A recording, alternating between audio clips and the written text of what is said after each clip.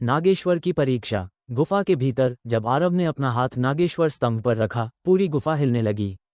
और फिर वो आया, नागेश्वर, एक विशाल चमकदार नाग जिसकी आंखों में आग थी। तू मेरी सच्चाई जानना चाहता है? नागेश्वर गरजा। तो सुन, लेकिन पहले तुझे 3 परीक्षाएं देनी होंगी, साहस, सत्य और आस्था की। आरव ने सहम कर सिर हिलाया। परीक्षा 1, साहस। एक अंधेरी सुरंग में उसे भेजा गया, जहां दीवारों से जहरीली गैस निकल रही थी। सांस लेना भी मुश्किल हो गया, लेकिन आरव ने अपनी शर्ट से मुंह ढांका और सांस रोककर रेंगता हुआ आगे बढ़ा। अंत में एक झरना था जिसमें से साफ पानी बह रहा था। आरव ने उससे अपना चेहरा धोया और देखा, दीवार पर लिखा था, जो डर गया वो मर गया। तू डटा रहा, तू पास हुआ। परीक्षा 2, सत्य। अगले कक्ष में उसे एक आईना दिखा। जैसे ही उसने देखा, उसमें उसके बीते जीवन के झूठ दिखने लगे। बचपन में की गई चोरी, दोस्त से किया झूठा वादा, डर के कारण छुपी सच्चाई। आईने ने पूछा, क्या तू इन्हें स्वीकार करता है? आरव ने धीरे से कहा, हाँ, ये मेरा हिस्सा है, लेकिन मैं इन्हें बदलना चाहता हूँ।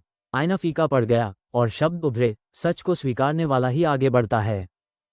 परीक्षा 3, आस्था। अब आरव को एक पत्थर की मूर्ति के पास ले जाया गया, एक नागिन की मूर्ति जिसे गांव वाले शापित मानते थे।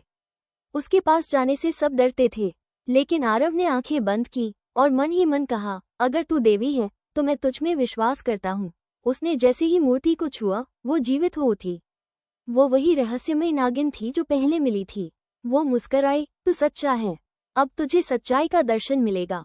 नागों का रहस्य और ग्रंथ। अब नागेश्वर ने अपने शरीर से एक मंत्र उच्चारित किया, ओम नागदेवाय नमः, और एक छुपा हुआ दरवाजा खुल गया।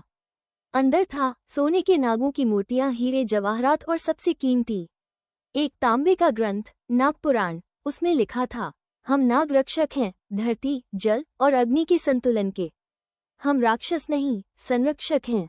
जब मनुष्य लोग में अंधा हो गया, हमने अपना इतिहास छुपा लिया, लेकिन एक दिन कोई सच्चा रक्षक आएगा। नागेश्वर ने कहा, आज के बाद तू ही नागवन का संरक्षक है।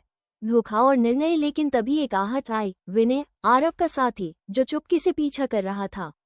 विनय बोला, इतिहास तू ले जाएगा, नाम तेरा होगा, ये सबब मेरा है। वो ग्रंथ छीनकर भागा, लेकिन गुफा के बाहर जैसे ही उसने नागवन पार करने की कोशिश की, वही नागिन प्रकट हुई।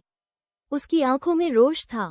धोखा करने वाला कभी नागों का सच्चा रक्षक नहीं बन सकता। विनय की चीखें जंगल में गूंज गईं और वो कभी नहीं लौटा।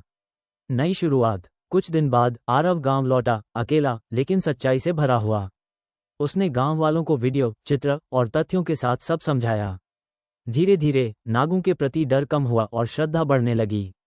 आज आरव नागेश्वर ट्रस्ट चलाता है, जो जंगल की रक्षा करता है और नागों की पौराणिक विरासत को जीवित रखता है। अंत में, अगर आपको नागवन का रहस्य पसंद आया हो तो लाइक करें, सब्सक्राइब करें और जुड़े रहें ऐसी ही रोमांचक और पौराणिक कहानियों के लिए। जय नागराज।